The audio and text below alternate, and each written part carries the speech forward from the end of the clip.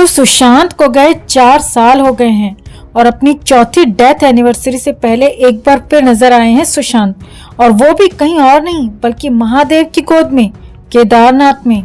तो कैसे और किससे मिलने केदारनाथ पहुंचे सुशांत, आपको दिखाते हैं, बताते हैं सब।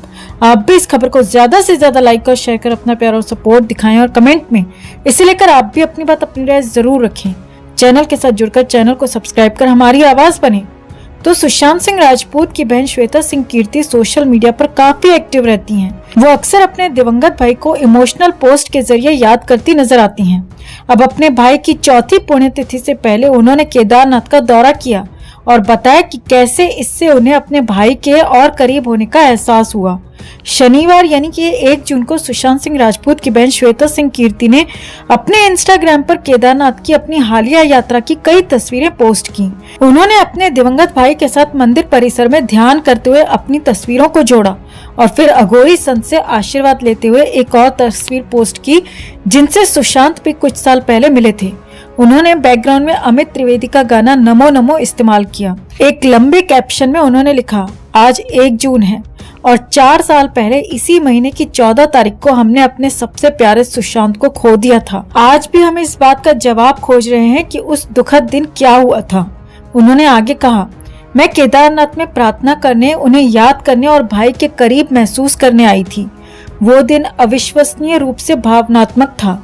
जैसे ही मैं केदारनाथ पहुंची मेरी आंखों से आंसू बहने लगे। मैं कुछ देर तक चलती रही लेकिन आखिरकार मुझे बैठकर रोना पड़ा क्योंकि मैं अपने चारों ओर उसकी मौजूदगी महसूस कर रही थी। मुझे उन्हें गले लगाने की बहुत इच्छा हुई। मैं वहीं बैठी और ध्यान किया जहां उन्होंने ध्यान किया था, और उन पलों में मुझे लगा कि वे अभी भी मेरे साथ हैं, मेरे अंदर हैं, मेरे जरिए जी रहे हैं। ऐसा लगा जैसे वो कभी गए ही नहीं थे।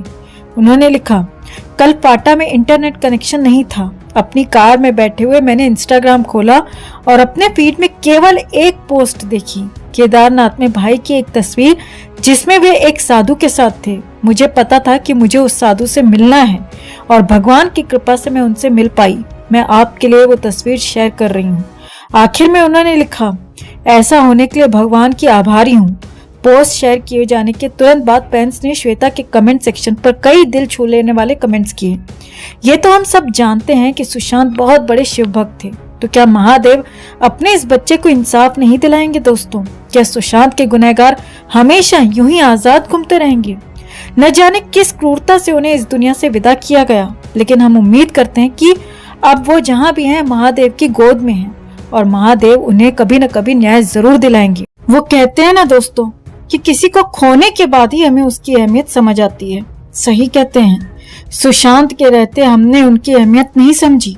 उनके रहते हम नेपो किड्स को सराहते रहे, लेकिन रियल टैलेंटेड एक्टर सुशांत ने न अपने जीते जी बल्कि दुनिया से जाने के बाद भी ऋतिक, चुलमान, अक्षय कुमार जैसे दिग्गज सितारों को धूल चटा दी है।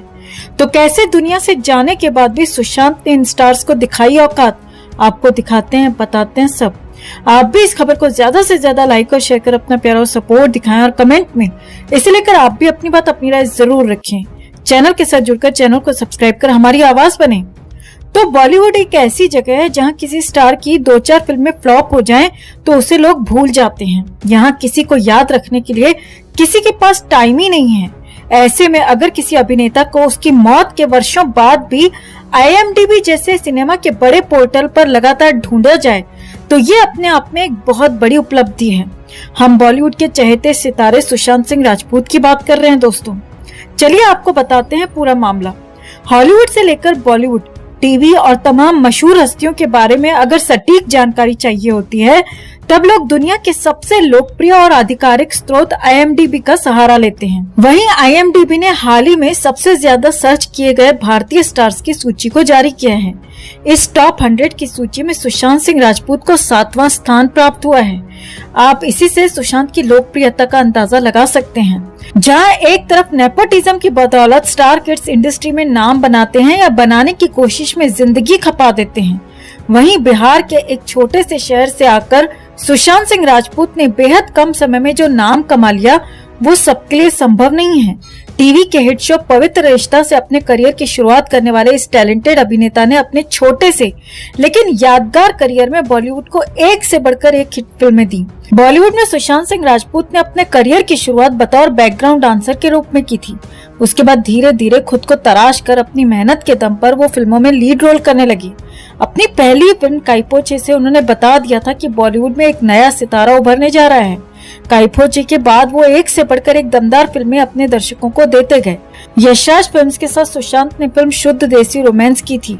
यशराज की फिल्म पानी में वो शेखर कपूर के निर्देशन में काम करने वाले थे, लेकिन कुछ फिल्मी हस्तियों ने गैंग बनाकर सुशांत का करियर बर्बाद करने की भरपूर कोशिश की, जिसके चलते ये फिल्म नहीं बन पाई।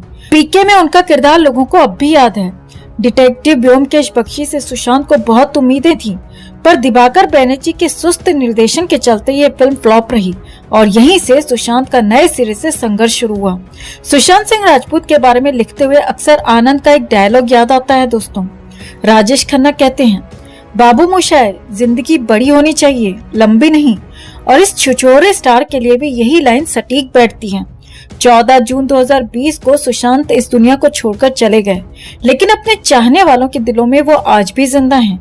और इस बात की गवाही IMDb की जारी की गई ये लिस्ट भी देती है, जिसमें आज भी बिहार के इस छोटे से शहर का सितारा टिमटिमा रहा है। तो सुशांत के जाने के बाद ऐसी खबर आई थी जिससे पता चला कि सुशांत सिंह राजपूत को न सिर्फ अकेला छोड़ा गया था, न सिर्फ उन्हें बड़े बैनर्स ने फिल्में देना बंद कर दी थी, बल्कि जो फिल्में ऑलरेडी चल रही थी उन फिल्मों को रुकवाने की, देरी करवाने की और उस प्रोजेक्ट को बंद करवाने की भी भरपूर कोशिश की गई थी। वैसे तो सुशांत को रोकने की कोशिश, उन्हें बर्बाद करने की कोशिश बॉलीवुड के कई गुंडों ने की थी, लेकिन आज हम बात करने वाले हैं कि किस तरह किरण मौसी और उसकी उपज, उसकी चमची आलिया भट्ट ने सुशांत को परेशान करने की शुरुआत की थी। जी हाँ, हम यहाँ राब्ता फिल्म की बात कर रहे हैं। आपको जानकर हैरानी होगी कि इस फिल्म में इनिशियली आलिया भट्ट को सुशांत के अपोजिट कास्ट किया गया था। इस फिल्म के लिए आलिया ने अपनी डेट्स तक दे दी थी, वहीं सुशांत सिंह राजपूत ने भी अपनी डेट्स दे दी थी। बताया जाता है कि आलिया ने जल्द से जल्द शूटिंग शुरू करने का प्रेशर बनाया था, क्योंकि वो उस वक्त बिजी चल रही थी। यही कारण था कि फिल्म के प्रोड्यूसर और डायरेक्टर बहुत ही ज्यादा प्रेशर में थे, फिल्म को जल्द से जल्द करना चाहते थे। काफी मेहनत से जल्द स्क्रिप्ट को तैयार किया गया ताकि शूटिंग शुरू हो सके, लेकिन जैसे ही शूटिंग का समय आया, आलिया भट्ट तभी इस फिल्म से वॉकआउट कर गई और यही कारण था कि राब्ता फिल्म कुछ टाइम के लिए डिले हो गई थी।